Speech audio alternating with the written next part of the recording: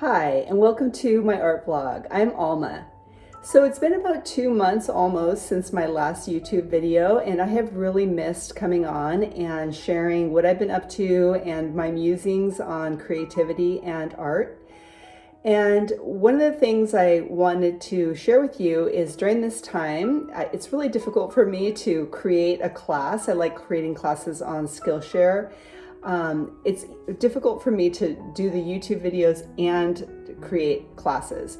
But here I am again, and I decided that I am committed to my channel, even if it takes me a couple months to get a video out. So please check out my Skillshare class if you're interested in creating room portraits in this layered process that I've developed. And I'm going to show you that in action today. It'll be a time lapse in my sketchbook. What I like to do is whatever paint is left over from my paintings, I like to just smear them, brush it on really loosely in my sketchbook, and that serves as the first layer. And then I go in and sometimes I'll use a reference photo to create the room. So in this case, today I'm going to be using a photo from Unsplash. So it's copyright free, and it was also free, it didn't cost anything. I really like Unsplash for their reference photos as well as Pexels. They're both just great resources. So take advantage of that while we can. And then the most exciting thing, two exciting things while I was gone, is my apartment in Lisbon, Portugal, is being remodeled. And so we're really excited to be moving in. We're hoping within the month. So I'll definitely have a video for you to share a little bit more about what it looks like. So I've been busy with that. And then the other thing I've been up to is I took a class with a Spanish painter named Carlos San Millan. The reason I was drawn to him and his artwork is because he does a remarkable job of bringing out the light in paintings. And so here are some artworks that I've created since taking his class, and I'm just really excited about that high contrast. So today's sketchbook art will have high contrast. It's not as refined as maybe these paintings are. It does give you a sense of how exciting the high contrast is, and you'll see the door that I created where the window is in the reference photo. So keep that in mind as you create artwork. See how you can really emphasize that light, to bring in more contrast into your work. Remember that the human eye sees contrast before it sees color. So that's the very first thing that we're drawn to when we're looking at art, and I think the world. All right, I'm also going to be sharing some musings about being perfect, being a perfect artist, and what that means to me. And I'm not going to say anything more. I always respond to comments and questions, so please feel free to write whatever you'd like down below. And if you do subscribe to my channel, thank you so much. I really appreciate it. And I welcome you if you haven't subscribed to my channel. All right, everyone. Thank you so much for being here. I really appreciate you. Happy creating. I am a perfect artist. I didn't always think so.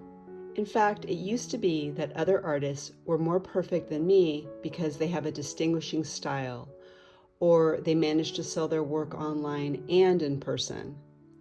They have thousands of followers on social media. They send monthly newsletters to their long email lists and special perks to all their monthly subscribers on Patreon who pay them regularly.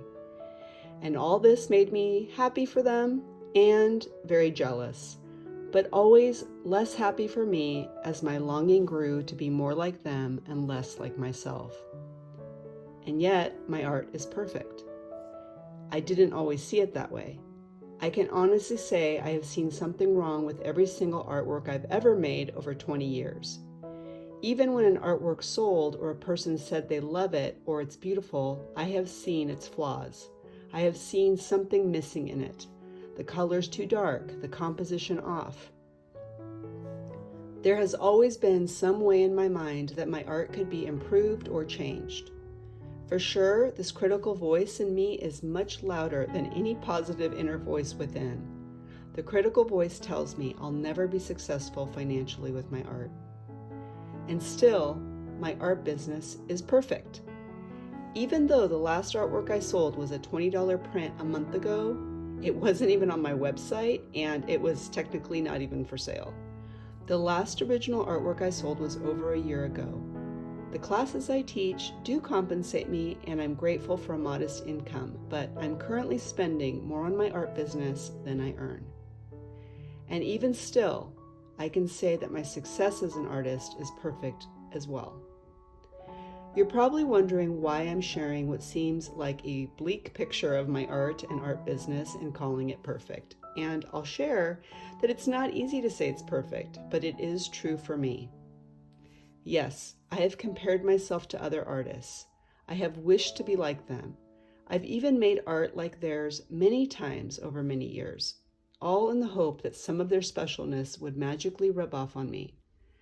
But in this unfulfilling pursuit of being like someone else, of trying on someone else's art, I realized that I just don't fit in their mold. I don't fit into their special way of being and doing.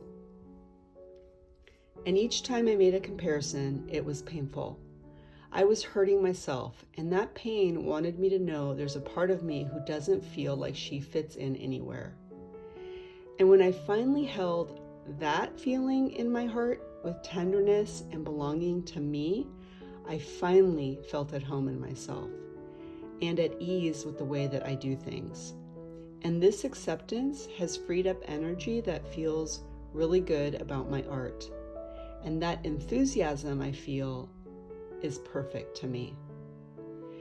The critical voice has been with me as long as I can remember. It has created inner anxiety about people not liking my art, which, when I got quiet and honest with myself, was really about the fear of people not loving me. In order to feel safe in my family of origin, I felt I had to be or act in a very specific and narrow way in order to not be criticized. So I discovered this part of me that works overtime in making sure that my art fits a very specific idea so that she feels safe from being criticized. I learned that the more I say I love you to that critical voice as she carries on in my mind, and the more I appreciate all her hard work in seeing what's wrong with my art, in order to protect me, the more confident and free I feel with my art. And this kind of confidence, grown out of love for the inner critic, feels perfect. I know I'm not alone on the subject of money. Most artists want to make more money with their art. I say my success as an artist is perfect because of where I am in my heart and in my perception of money in my life. Like the examples I've shared, there are parts of me that have needed healing about money. As a child, I felt a lot of guilt and shame for having money spent on me. I didn't feel I was worth the sacrifices that the adults in my life were making. Owning these heavy feelings made room for a very real feeling that I am worth my own time, energy, and effort. And I bring that intention to my art now, which is a totally different energy from before. There's joy that arises from just feeling like everything I'm doing is for my benefit. And this energy feels really good. It feels perfect. If you're on the artist road, you are extremely lucky because it's full of strong feelings that will require your love and attention. Our feelings are our most intimate and vulnerable parts of us, and I have found that the making and selling of art to be the perfect triggers for them. We can't just tell them to be quiet or ignore them like they're in the back seat. Feelings require that we pull over often to acknowledge and accept them. It's the way forward. I think our task in this life is to be able to hold the full gamut of our feelings. We don't need to run away from the pain, we just need to give it a hug. We're so lucky that art is the kind of activity that draws forth so many feelings so that we can appreciate them. Even the feelings that feel difficult and imperfect, for example, my insecurity, I tell her all the time she's perfect just as she is. She's a worrier and a fretter. But you know what? The other day, she called hot pink a neutral. So I'd say she's feeling pretty sure of herself. But I had to go through dark rooms to find her. I had to give her some light in order to feel secure. And now the room is ready for her delight, to be herself and to paint freely. It's not an easy road to becoming a perfect artist, but we really have all we need inside to be one. Thanks again, everyone. Have a great week.